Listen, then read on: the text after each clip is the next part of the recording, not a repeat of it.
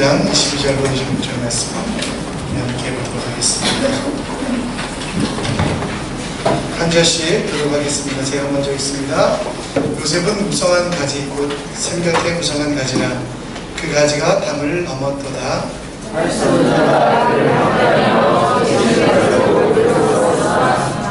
요셉의 발은 도리어 굳세며 그의 팔은 힘이 있으니 이는 야곱의 전능자 이스라엘의 반석인 목자의 손을 힘입음이라.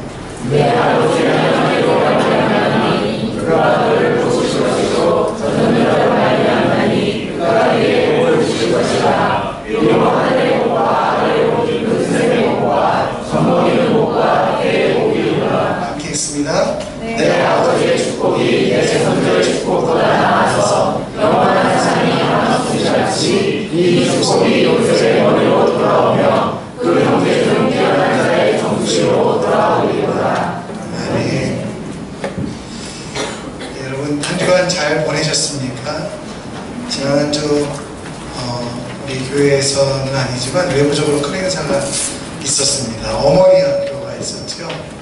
네. 우리 집사님들 그곳에서 권사님들 봉사하시는 모습이 너무도 아름다웠고요.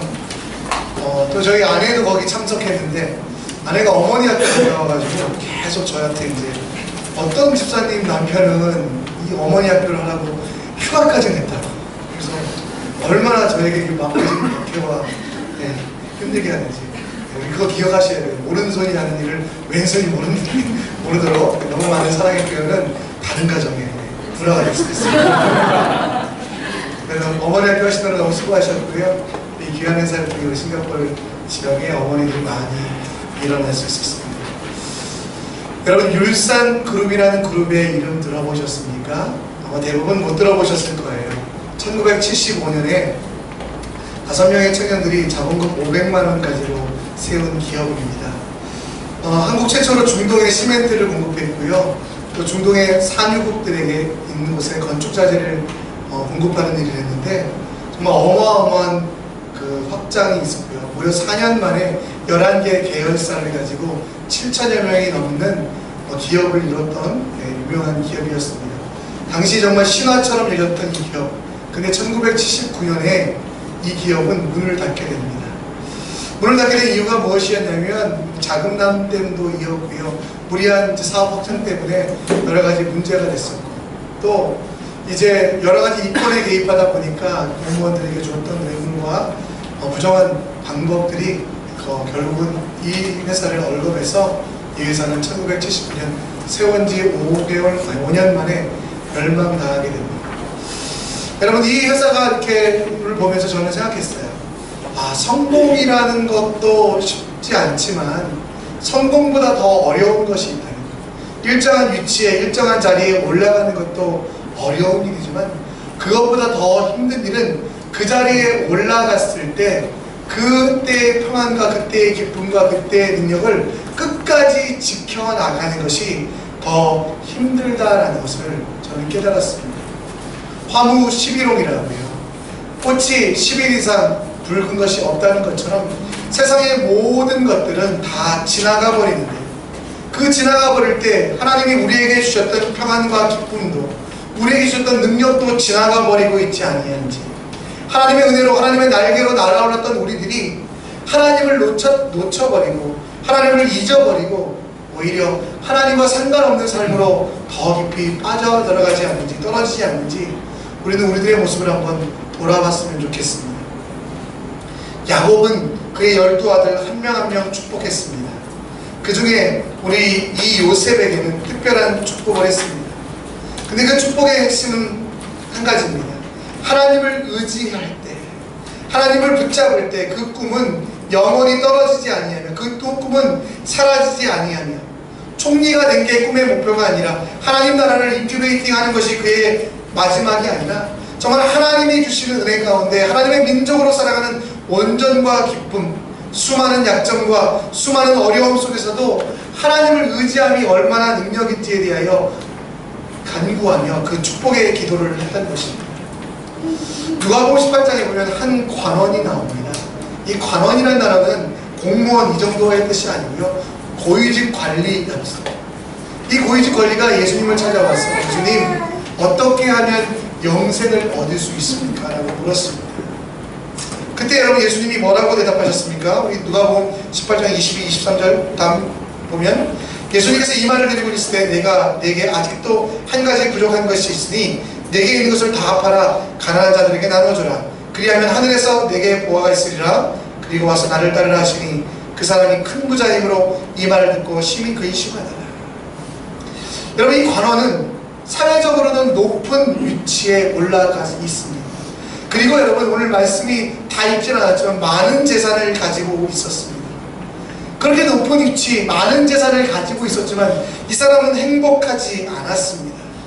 영원한 것을 추구하였지만 영원한 것 대신 세상의 것을 보았고 하나님의 나라를 추구하지 아니하고 자기의 것들을 바라보다 보니 오히려 그에게는 그 성공이 오히려 그가 가지고 있는 모든 것들이 그에게 올무가 되고 쥐덫이 되어서 그를 더 깊은 한숨 속에 더 깊은 어려움 속에 빠져가게 하고 있다는 것입니다.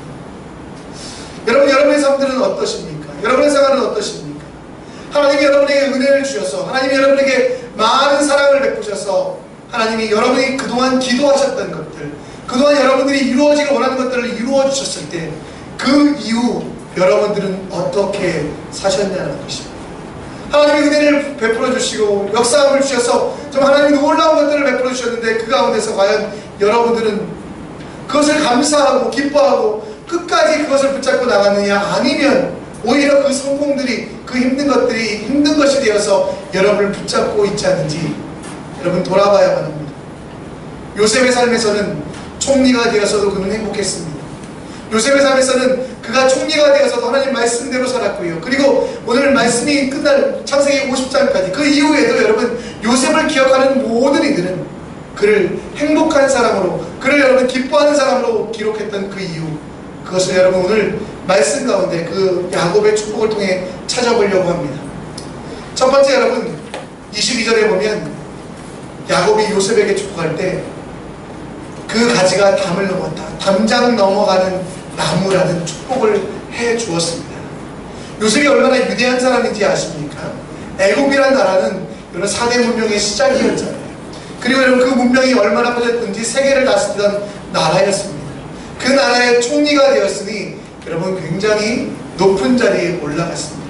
왕 또한 그를 함부로 대하지 아니하는 높은 자리에 올라갔습니다. 근데 여러분 이 요셉에게 있어서 그 높은 자리에 올라간 게 그의 전부가 아니었습니다. 높은 자리에 올라간 것이 그의 모든 것이 아니었습니다. 요셉에게는 사실 한계가 많았잖아요. 노예였던 전력이 있었고요. 한때 여러분 사람들에 의해 참소를 당해서 감옥에 갇혔던 전과자였습니다. 근데 여러분 이 모든 것들을 뛰어넘는 한 가지 요셉이 그 한계를 뛰어넘을 수 있었던 그 한 가지는 뭐냐면 요셉 자체가 뛰어난 나무, 뛰어난 가지가 아니라 여러분 오늘 말씀의 22절 앞부분에 보면 담장을 넘어서는 가지인데 그 가지는 어떤 가지이냐 하면 샘 곁에 있는 가지라는 것입니다. 결국 여러분 요셉 자체가 중요한 것이 아니라 요셉 자체가 뛰어난 게 아니라요 여러분 요셉에게 꿈을 주신 분, 요셉과 함께 하신 분, 요셉에게 능력을 주신 그 하나님이 샘되셔서 요셉을 담장을 넘어서게 하는 큰 거목으로 만든 것이지 요셉 자체가 뛰어난 것이 아니라는 것입니다. 야곱은 그것을 알았기에 축복을 합니다. 요셉, 너는 담장 넘어서 정말 애굽을 넘어서 이스라엘을 넘어서 위대한 사람이 될 거야. 근데 진짜로 그 능력의 근원은 너에게 있지 아니하고 샘 곁에 있는 너, 곧 하나님으로부터 받은 그 능력으로 네가 모든 것을 할 수 있다라고 이야기하며 이제는 사람의 꿈, 인간의 꿈이 아니라 하나님의 꿈을 꾸라고 말씀하고 있다는 것입니다. 한국에서 여러분 개봉한 영화가 하나 있습니다. 조이라는 영화예요. 이 영화는 이혼한 부모님을 모시고 살고 할머니와 두 아이 그리고 또 전남편까지 함께 살아야 되는 싱글맘의 이야기였습니다. 한 집안에 좁은 집안에 여러분 이렇게 어려운 사람들이 살다 보니까 이 여자에게는 꿈도 없었습니다. 많은 사람들이 이 여자가 무엇인가를 하려고 할 때마다 이 조이가 무슨 일을 하려고 할 때마다 옆에서 항상 너는 아무것도 할 수 없으니 그냥 가족들 뒷바라지만 해. 너는 할 수 없을 거라고 내가 경고하지 않았니? 너는 아무것도 아닌데 왜 자꾸 무엇인가를 하려고 하니? 라고 하는 비난만 듣게 됩니다. 근데 여러분, 이 사람이 여러분 꿈을 꾸게 돼요. 그 꿈은 뭐냐면, 한 아이가 이 포도주 잔을 딱 떨어뜨렸는데요, 이걸 닦다 보니까 너무나 귀찮은 거예요. 아니, 이게 떨어져서 걸레를 이렇게 닦아야 되는데 이 걸레를 닦고 나면 또 빨아야 되고 힘드네. 정말 힘드네. 보통 사람들은 여기에서 멈춰있을 텐데 이 사람은 생각을 하나 더 나갔습니다. 그래? 그러면 나에게 주신 지혜로 세상 모든 사람들이 좋아할 수 있는 아주 멋진 물건을 한번 만들어 볼까라는 꿈을 가졌어요. 그리고 나서 어떤 걸 만들었냐면, 짜도 짜지 않아도 되는 걸레를 만들었습니다. 여러분 혹시 그거 아시죠? 자, 마지막 찬스입니다. 방송 중에서만 이런 댓글입니다. 거기다 자주 나오는 발로 밟는 걸레 혹시 기억하세요? 네, 그걸 만들었대요. 그것뿐만 아니라 이 스팅 달인이 한경희 씨가 먼저 만든 게 아니었어요. 이 조이라는 여자가 실화를 바탕으로 한 영화인데요, 여러분 정말 외부에서 보면 아무것도 할 수 없는 여자였어요. 그 집안에 그녀만 의지하고는 수많은 사람들, 그래서 옴짝달싹 없는 그 수많은 한계를 가진 사람이었지만, 여러분 그 여자분이, 여러분 조이라는 여자분이 꿈을 가졌을 때, 비전을 가졌을 때, 여러분 그 여자가 정말 진짜로 세계에서 아무도 만들 수 없는 물건, 그러나 세상의 모든 사람들이 좋아하는 물건을 만들어서 많은 사람들을 돕는, 많은 사람들을 섬기는 역할을 했다고 합니다. 여러분, 여러분에게는 어떤 한계가 있습니까? 여러분에게는 어떤 것들이 있습니까? 근데 여러분, 그 한계를 넘어설 수 있는 방법은 여러분들이 비전을 갖는 건데요, 그 비전은 무엇이냐면 바로 내 비전이 아니라, 내 꿈이 아니라, 하나님이 나의 샘 되시는, 하나님이 나의 모든 것들을 공급하시는, 나무가 그냥 자랄 수 없잖아요. 나무가 그냥 거목이 될 수 없잖아요. 물을 공급받고 양분을 공급받아야 되는데, 그 토양이, 그 샘이 바로 하나님 되시는 것이 바로 우리의 꿈이 되어야만 하지 않겠습니까? 이사야서 49장 10절에 우리에게 이렇게 말합니다. 그들이 줄이거나 목마르지 아니할 것이요 더위와 볕이 그들을 상하지 아니하리니, 이는 그들의 긍휼히 여기는 이가 그들을 이끌어 샘물 근원으로 인도할 것입니다. 샘이라는 단어는 여러분 그냥 물이 나오는 이런 단어가 아니고요, 원천 근원이라는 것입니다. 여러분 삶의 모든 것들이 어디서부터 나오고 있습니까? 여러분의 꿈도, 여러분의 비전도, 여러분의 생명도 어디서부터 나왔습니까? 하나님으로부터 나온 것 아닙니까? 이걸 알고 하나님으로 꿈꾸는 사람과 하나님과 함께 동행하는 사람과 그렇지 못한 사람은 너무도 그 마지막이 차이가 많이 난다는 것입니다. 우리 속에 얼마나 많은 한계가 있습니까? 육체적인 한계, 죄로 인한 한계. 그러나 여러분 그 한계를 넘어서서 우리가 비전을 가질 수 있는 것은 하나님이 우리의 샘 되시고 예수가 이 땅에 내려오셔서 나를, 이 죄인된 나를 물된 동산 마르지 않는 샘 되게 하시고 나를 자라서 내 삶의 영역을 넘어서 더 넓은 곳에서 많은 일을 감당하게 하는, 담장을 넘어선 가지가 되게 하는 그 모든 것들이 바로 하나님으로부터 온다는 그 믿음이 우리에게는 여러분 능력이 된다는 것입니다. 요셉이 어찌 무엇을 할 수 있었겠습니까? 그 여러분 정말 가난한 그 여러분 노예가 무엇을 할 수 있었겠습니까? 그러나 여러분 그가 하나님의 꿈을 꾸니까, 그가 여러분 하나님으로부터 온 꿈을 꾸니까 그 모든 일을 이루었고요, 그 일을 이루어서도 그 하나님의 원대한 꿈 속에 동참하였기 때문에 그는 낙심하거나 좌절하거나 넘어지거나 쓰러지지 아니하고 마지막까지 행복한 사람, 마지막까지 주의 뜻을 이루는 사람으로 살아갔다는 것입니다. 여러분 하나님으로 꿈꾸는 것에 대하여 우리 사도 바울은 에베소서에 이렇게 말합니다. 우리가 다 하나님의 아들을 믿는 것과 아는 일이 하나가 되어 온전한 사람을 이루어 그리스도의 장성한 분량이 충만한 데까지 이르리니. 여러분의 꿈이 무엇입니까? 여러분의 꿈이 무엇이 되기 원합니까? 하나님께 샘을 둔 자, 하나님께 원천이 되고 하나님이 근본이 되길 원하는 자는 여러분 그리스도의 장성한 분량에 충만한 데까지 나아가는 것이 바로 여러분 우리의 꿈이 됩니다. 여러분이 그 꿈을 가질 때, 그 비전을 가질 때 여러분 우리는 그 어떤 성공 속에서도, 그 어떤 어려움 속에서도 여러분 교만하거나 좌절하지 아니하고 끝끝내 주의 뜻을 이루며 행복할 수 있는 사람이 됩니다. 그러나 여러분 꿈이 나의 꿈, 나로부터 온 꿈들, 나로부터 시작된 꿈들을 우리가 꾸면 여러분 그 꿈은 결국 우리를 넘어뜨리고 우리를 무너뜨리며 우리를 여러분 쓰러지게 한다는 것입니다. 여러분 우리가 한번 돌아봅시다. 우리의 꿈은 어디로부터 왔습니까? 우리의 꿈은 누구와 함께하고 있습니까? 여러분의 꿈의 셈은 누구입니까? 여러분의 욕심입니까? 여러분 자신입니까? 아니면 하나님 그리스도의 장성한 분량에 이르기까지 꿈꾸는 것이 바로 여러분의 꿈입니까? 요셉처럼 여러분 담장 넘어서는 가지만 되는 것이 아니라 그 셈이 분명히 어디 있는지를 아는 여러분들 되시기를 간절히 축원합니다. 두 번째, 여러분 요셉이 그의 인생이 끝까지 행복했던 이유는 24절에 보면 야곱의 축복에 의하여 목자의 손을 힘입음이라고 했습니다. 요셉을 공격하는 수많은 사람들이 있었습니다. 그의 형들도 있었고요. 또 그가 총리가 되었을 때는 수많은 사람들이 요셉을 종교적으로 무고하며 또 정치적으로도 넘어뜨리려고 했습니다. 그런데 여러분 그 모든 일들 가운데 요셉은 하나님은 목자됨을 알고 자기는 양됨을 알았습니다. 그를 죽이려는 맹수들이 몰려올 때 양이 할 수 있는 것은 아무것도 없으며 목자가 그를 지켜야만 할 수 있다는 것을 알았습니다. 여러분 양의 특징을 아세요? 양은 눈이 나쁘답니다. 잘 못 본답니다. 그래서 여러분 잘 속아 넘어가고요. 잘 넘어지고 못 일어난답니다. 목이 짧아서 중심을 못 잡는다 그러고요. 이기적이고 그리고 방향 감각이 없다고 합니다. 저희 아들이 이 얘기를 듣더니 그럼 아빠네요. 다리 짧고 목 짧으니까요. 그래서 아빠는 잘 일어나잖아. 그랬더니 그건 그런데가 이러는데 여러분 양이 잘 솟고 잘 넘어지고 중심도 못 잡고 이기적이고 방향감도 없는 양이 할 수 있는 거 하나 있어요. 뭔지 아세요? 음매하고 우는 것입니다.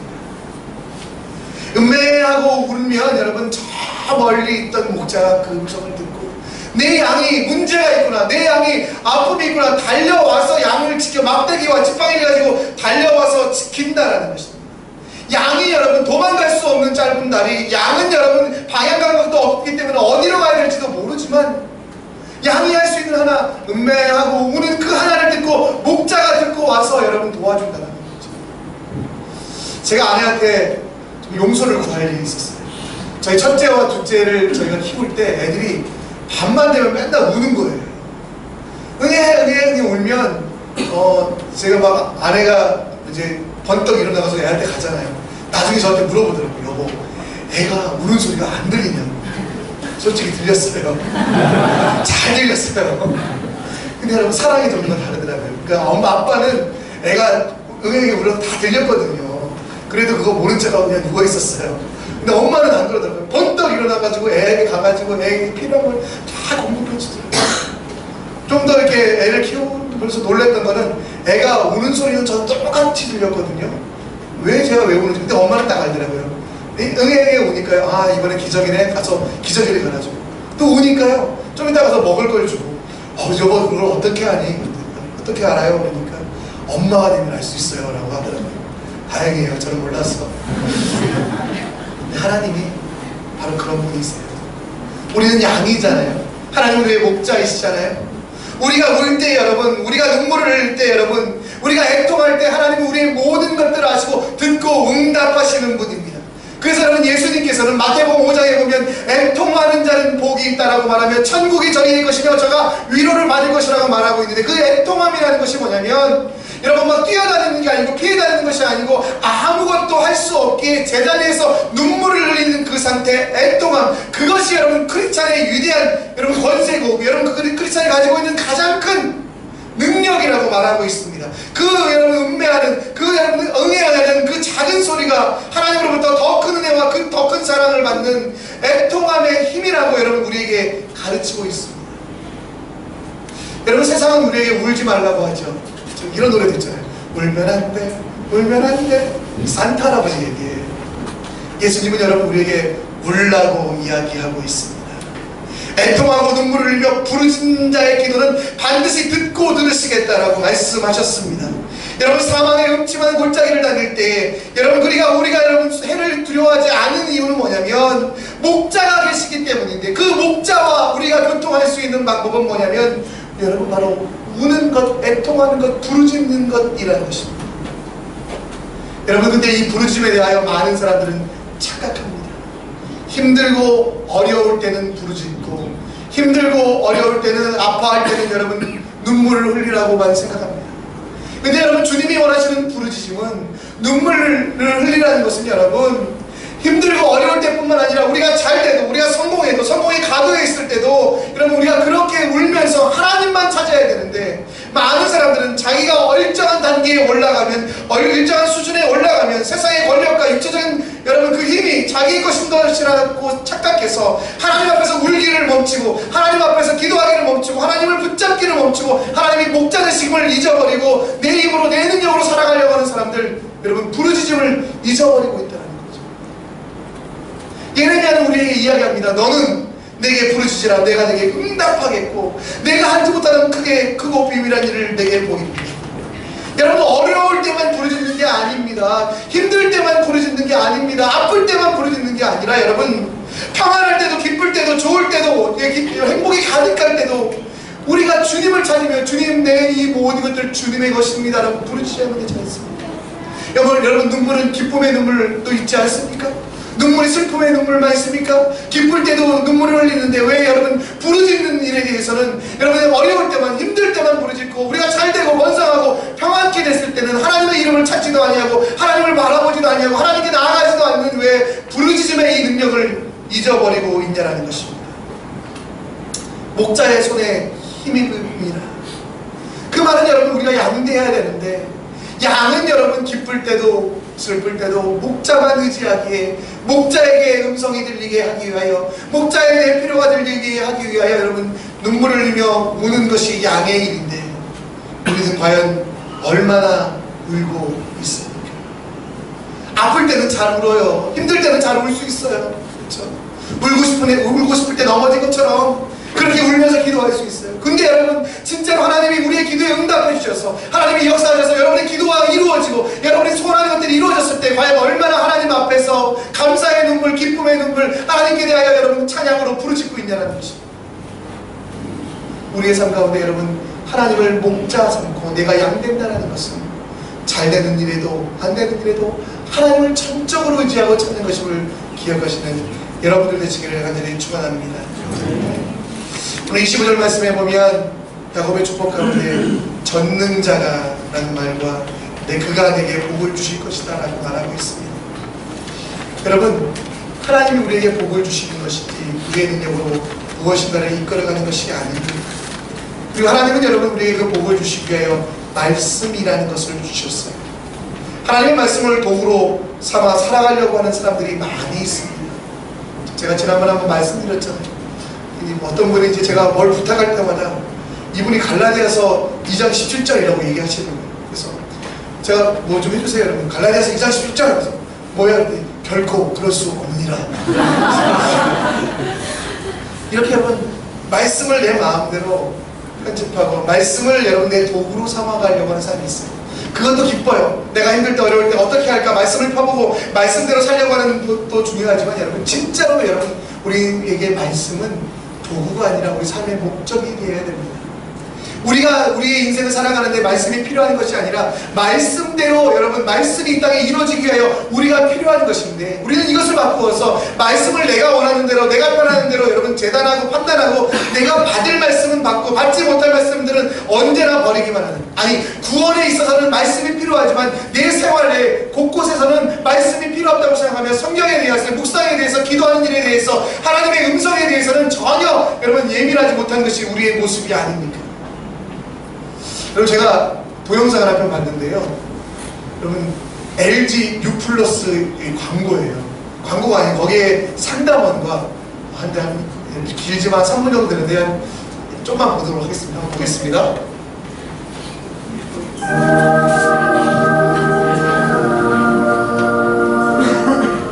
주부들이 LG 플러스 상담 문제가 있다고 어떻게 넣을까요? 네, 여보세요? 여기요? 여기 LG U 플러스예요, 여기. 응? LG U 플러스예요, 여기. 뭐라고요? LG U 플러스예요. 어디? LG U 플러스예요, 여기. LG가 들어왔다고? 손에 가면서. 거기가 어딘데요? 고객센터예요, 선생님. 예? 고객센터라고요, 고객님. 누굴까? 고객센터예요, 고객님. 누굴까? 목욕탕이라고 고객센터예요. 누굴까? 들어왔다고요? LG U 플러스라고요.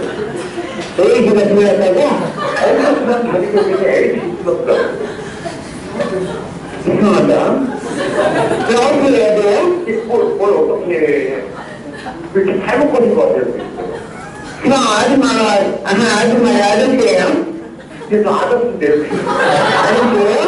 그분이 전화를 어떻게 알았어요? 아니, 고객님께서 지금 이쪽으로 전화하신 거잖아요. 예? 고객님께서 전화하신 거잖아요. 근데 어디가 불렀다고? 왜 불렀다고? 저희가 LG 불렀죠.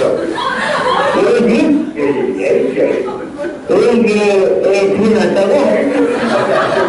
LG 불렀어요. 네, 질문 안 했습니다. 여러분, 저는 이 동영상을 보면서 첫 번째는 저렇게 친절한 직원의 모습에 큰 감명을 받았고요. 두 번째는 저 할머니의 모습이 제 모습이 아닌가라는 생각. 하나님이 내게 말씀하시는 것과는 상관없이 내 말만 하는 거죠. 하나님이 내게 원하고 내게 바라는 것이 무엇인지를 들으려고 하지 아니하고 끊임없이 내 말만 하는 사람. 하나님의 음성에 대하여 하나님이 내게 말씀하시는 말씀에 대해서는 관심을 갖지 않고 나 혼자 내가 무엇인가 할 수 있다는 착각 속에서 그 말을 귀를 닫아버린 그 모습이 바로 제 모습이 아닌가 돌아보았습니다. 저희 첫째 아이를 보면서 사춘기 아이의 특징 중 하나는 부모의 말을 듣지 않는다는 겁니다. 아무리 길게 물어봐도 대답은 한마디입니다. 네. 반납식 문제가 아니었는데 네라고 대답하는 거예요. 그래서 이제 좀 더 자세하게 물어보면 두 번째 대답은 뭔지 아세요? 몰라요. 네. 세 번째는 뭔지 아세요? 그때부터 짜증이 나와가지고 막 뭐라고 해요. 여러분, 저희 첫째 아이의 모습을 보면서 자기가 다 컸기 때문에 더 이상 어머니, 아버지의 말이 필요 없다고 자기는 생각한대요.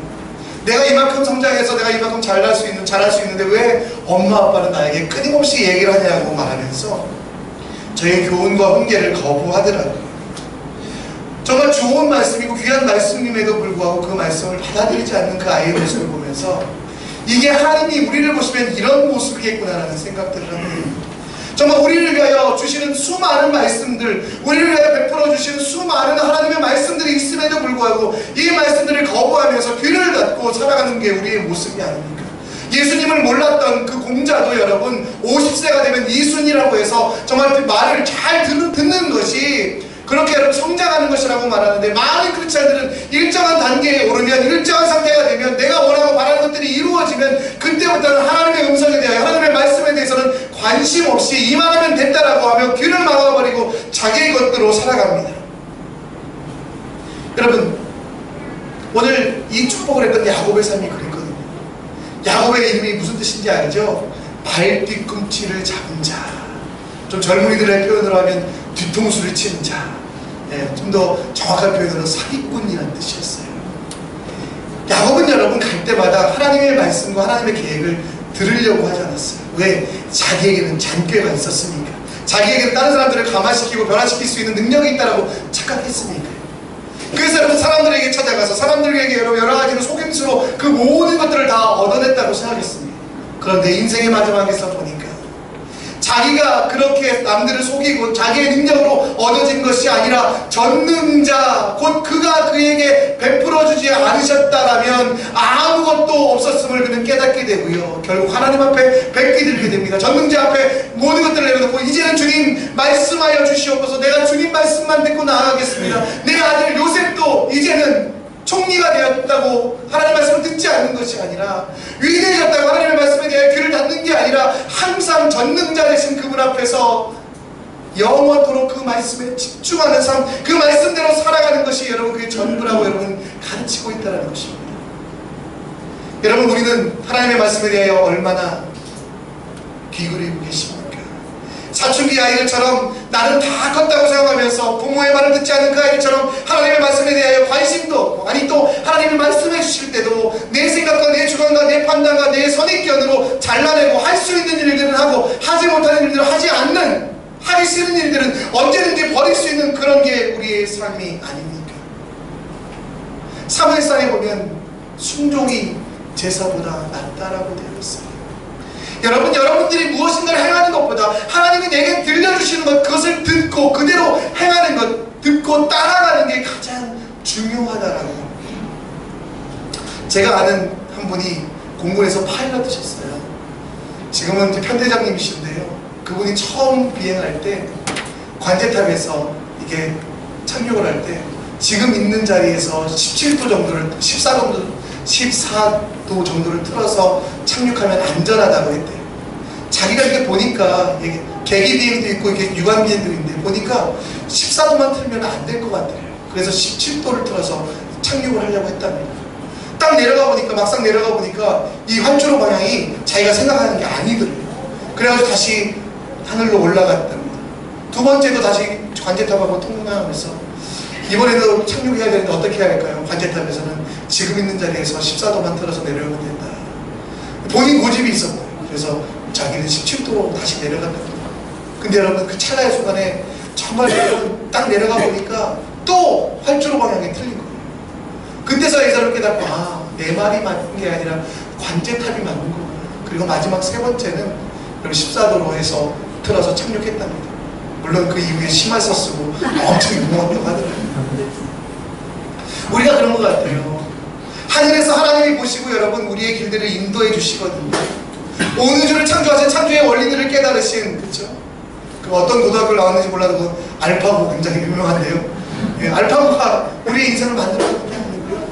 온 우주를 만들어가신 그 하나님께서 여러분 알파고가 비교할 수 없는 귀한 존재로 여러분 한 사람 한 사람 만드시고 그리고 여러분들의 갈 길들을 알려주고 계신데 여러분 그것들을 받아들이지 아니하고 내 인생의 계획대로 내 인생의 생각대로 여러분 하나님이 틀리다고 생각하며 하나님이 잘못됐다고 생각하며 그 말씀에 대하여 귀를 닫아버리고 그 말씀을 듣지 않는 게 바로 우리 현재의 모습이 아닌가. 그러고 나서 보니 우리의 인생이 여러분 무엇을 이루어도 감사함이 없고 무엇을 여러분 업적을 이루어도 여러분 그 가운데 더 큰 갈망과 더 큰 아픔만 있고 여러분 다른 이들을 힘들게 하는 여러분 악한 결과가 나오지 않습니까?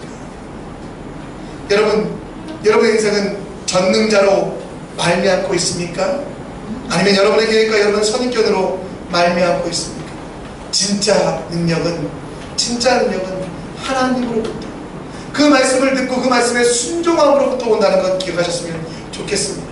여러분의 몸은 여러분의 몸이 아니라 하나님의 인생이기에 하나님이 사랑하는 것이기에 여러분 정말 하나님의 사랑으로 하나님의 음성에 순종하는 여러분들 되시기를 간절히 축원합니다.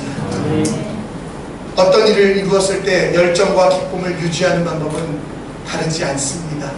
하나님이 여러분 인생에서 여러분 인생을 하나하나 만들어주실 때 그 기쁨이 하나님 나라 갈 때까지 유지하는 방법은 다른 게 아닙니다.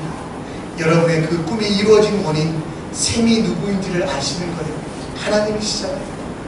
여러분들에게 주신 가장 큰 특권인 부르짖음은 슬플 때만 어려울 때만 하는 게 아니라 기쁠 때도 행복할 때도 하나님을 찾고 바라는 것을 깨달으시는 거예요. 하나님 끊임없이 여러분을 한 분 한 분 사랑하셔서 마음으로 말씀으로 기도로 여러분 여러 가지로 말씀해 주실 때 그 말씀이 내가 받기 싫습니다라고 해서 버리는 게 아니라 언제든지 순종할 수 있는 그 마음이 여러분에게 능력이 된다는 것. 우리에게는 날개가 없었어요. 하나님 여러분들을 구원의 자리까지 올리실 때 여러분의 날개로 올린 게 아니에요.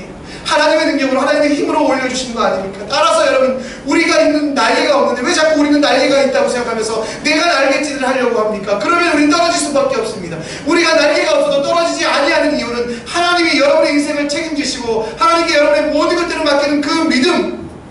사도 바울은 그래서 빌립보서 3장 10절에 그 부활의 권능과 그 고난의 참여함이 능력이 된다라고 그 죽으심이 우리에게 능력이 된다라고 말하며 이루었다 함도 아니고 얻었다 함도 아니고 그리고 우리가 그 부르심을 따라 쫓아가느라 형제들아 나는 아직 내가 잡은 줄로 여기지 아니하고 오직 한 일 뒤에 있는 것을 잊어버리고 앞에 있는 것을 잡으려고 표대를 향하여 그리스도 예수 안에서 하나님이 위에서 부르신 부르심의 상을 위하여 달려가노라라고 말씀하고 있는 그 말씀. 여러분 무엇을 이루었다라고 여러분 어떤 자리에 올라갔다라고 여러분이 행복해지는 것이 아니라 표대를 향하여 예수 그리스도를 끝까지 붙잡는 것이 여러분에게 영원한 기쁨, 영원한 행복임을 기억하시며 주님과 함께 나아가시는 여러분 되시기를 간절히 축원합니다.